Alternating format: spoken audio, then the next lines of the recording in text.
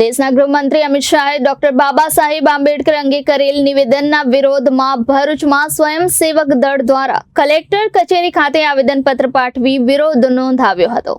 દેશના ગૃહમંત્રી અમિત શાહે ભારતના બંધારણના ઘડવૈયા ડોક્ટર બાબા સાહેબ આંબેડકર અંગે સંસદમાં કરેલા નિવેદનનો ઠેર ઠેર વિરોધ થઈ રહ્યો છે। ત્યારે ભરૂચમાં સ્વયં સૈનિક દળ સહિતની સંસ્થાના સભ્યો દ્વારા વિરોધ પ્રદર્શન યોજાયું હતું। સંસ્થાના આગેવાનો અને સભ્યો રેલી સ્વરૂપે કલેક્ટર કચેરી ખાતે પહોંચ્યા હતા, જ્યાં ભારે સૂત્રોચ્ચાર કરવામાં આવ્યા હતા અને કલેક્ટરને આવેદનપત્ર પાઠવવામાં આવ્યું હતું। આ સાથે જ અમિત શાહે માફી માંગે તેવી પણ ઉગ્ર માંગ કરવામાં આવી હતી। जय भीम, नमो बुद्धाय, जय जोहार, जय संविधान।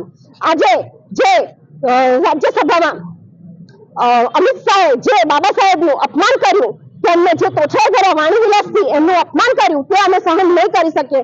આજે બાબા સાહેબ એ ભારતનું રત્ન છે, સિમ્બોલ ઓફ નોલેજ છે, દેશનું જેમણે સંવિધાન બનાવ્યું છે।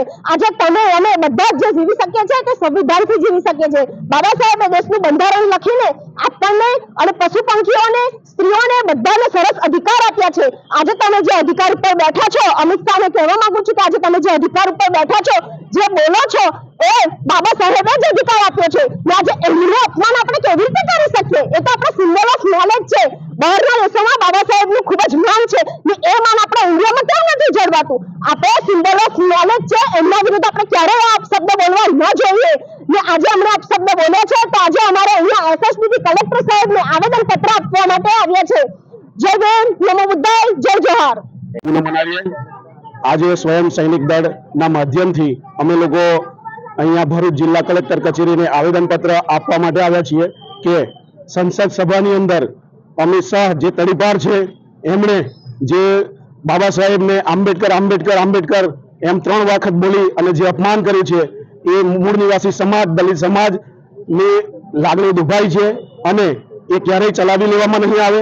કારણ કે આજે વિશ્વ વિભૂતિ ભારત રત્ન ડોક્ટર બાબા સાહેબ આંબેડકર કે જેમનું આખા વિશ્વની અંદર માન સન્માન થતું હોય અને મોટા મોટા દેશોની અંદરથી એ વ્યક્તિ જ્યારે ડિગ્રીઓ લઈને આવ્યા હોય, ત્યારે આવું ચોથું ધોરણ ભણેલા વ્યક્તિઓ જ્યારે એમની ઉપર ટિપ્પણી કરે, ત્યારે મૂળ નિવાસી સમાજની લાગણી દુભાઈ છે।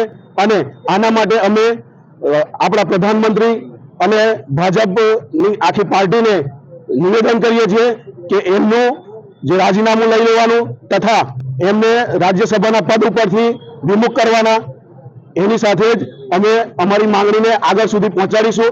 આજે કલેક્ટર સાહેબ દ્વારા અમારી માંગણી પહોંચાડીએ છીએ, આગળ નહીં જાય તો આનાથી પણ મોટું આંદોલન થશે અને એની પૂરેપૂરી જવાબદારી ફક્ત ને ફક્ત જે તે સરકારની, પ્રશાસનની રહેશે।